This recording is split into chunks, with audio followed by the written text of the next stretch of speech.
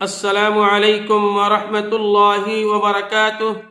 الحمد للہ رب العالمین والصلاة والسلام علی اشرف الانبیاء والمرسلین نبینا محمد صلی اللہ علیہ وسلم۔ محترم سامعین و ناظرین کرام اور اسلامی بھائیوں، آج انشاءاللہ ہم آپ کو اس ویڈیو کے اندر بتلائیں گے عدل و انصاف کرنے کی فضیلت۔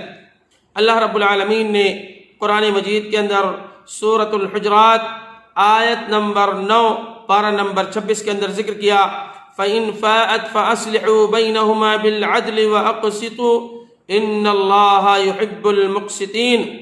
بس اگر وہ رجوع کر لیں تو تم لوگ دونوں گروہوں کے درمیان عدل و انصاف کے ساتھ مطابق صلح کروا دو اور انصاف سے کام لو، بے شک اللہ تبارک و تعالی انصاف کرنے والوں کو پسند فرماتا ہے۔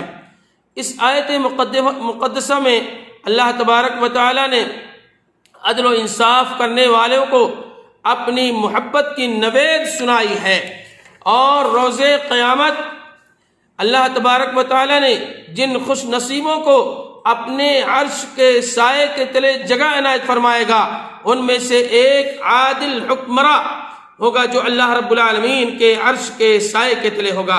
کون شخص؟ جو امام عادل، لوگوں کے درمیان عدل و انصاف کرنے والا ہے، ایسا بادشاہ جو لوگوں کے درمیان عدل کرتا ہے، ایسا شخص، ایسا انسان کل قیامت کے دن اللہ رب العالمین کے عرش کے سائے کے تلے ہوگا۔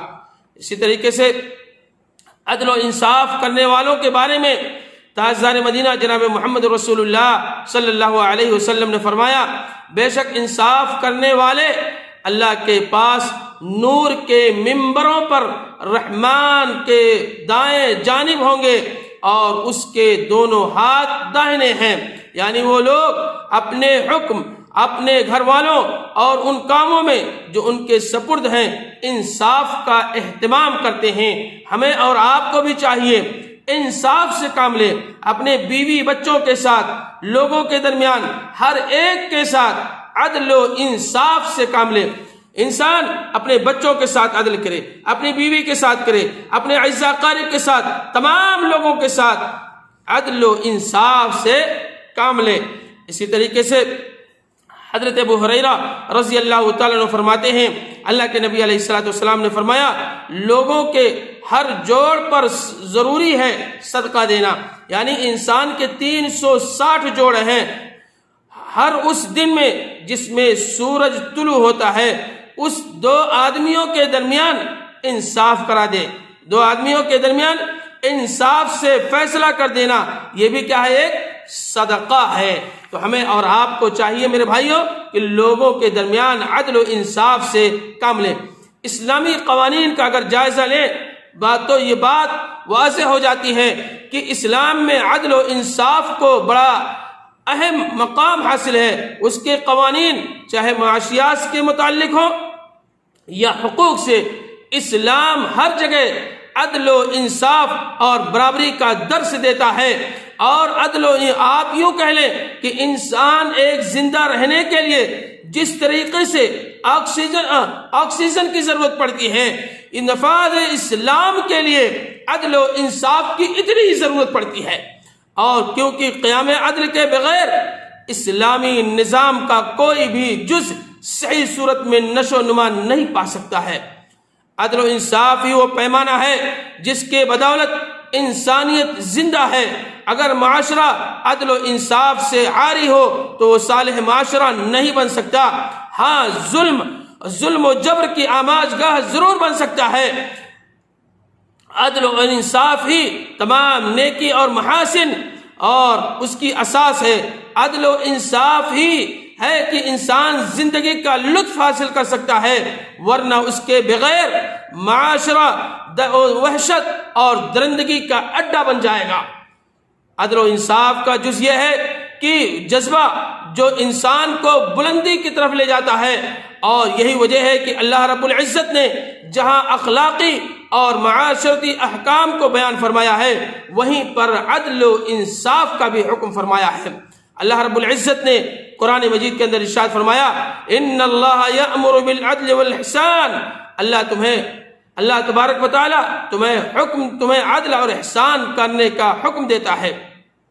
اس آیت کریمہ میں اللہ رب العزت نے عدل کرنے کا جو حکم دیا ہے مطلقاً ہے، وہ چاہے عدم مطلق فردی طور پر ہو، لوگوں کے درمیان ہو، معاشرے کے اندر ہو، کہیں پر بھی ہو، یہاں پر مطلقاً جو اللہ رب العالمین نے فرمایا ہے لوگوں کے درمیان عدل اور انصاف کرنے کا، بلکہ مقصود یہ ہے کہ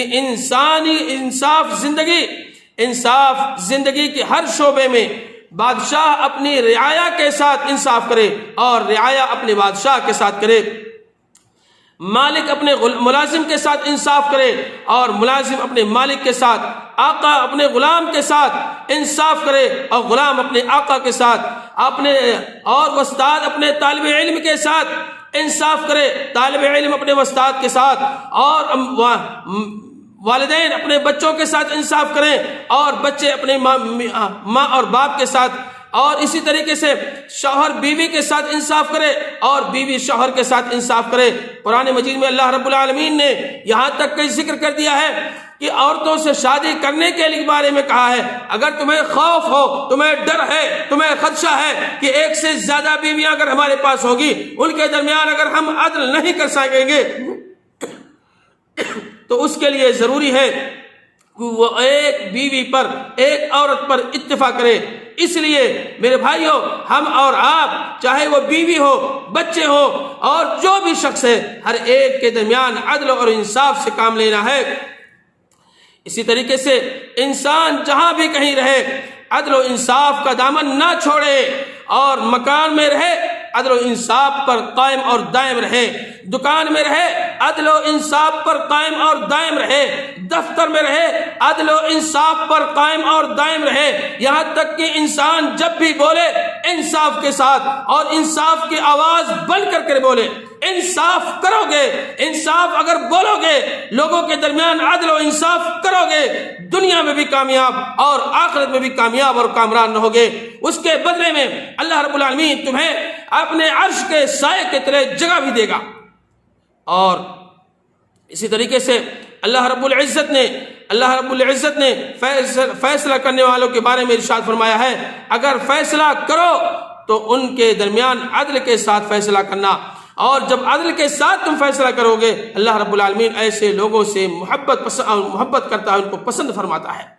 اللہ رب العزت نے قرآن مجید کے اندر ارشاد فرمایا وَإِذَا قُلْتُمْ فَعْدِلُوا وَلَوْ كَانَ ذَا قُرْبَى، جب بولو تو انصاف کے ساتھ بولو، جب بولو انصاف کے ساتھ بولو، اگرچہ عدل و انصاف کے لیے تمہیں اپنے عزیز و اقارب کے خلاف ہی کیوں نہ بولنا پڑے، ہر ایک کے ساتھ۔ اور اسی طرح عدل و انصاف کی راہ میں عموماً دو چیزیں رکاوٹ بن جاتی ہیں۔ پہلی چیز عداوت، دشمنی۔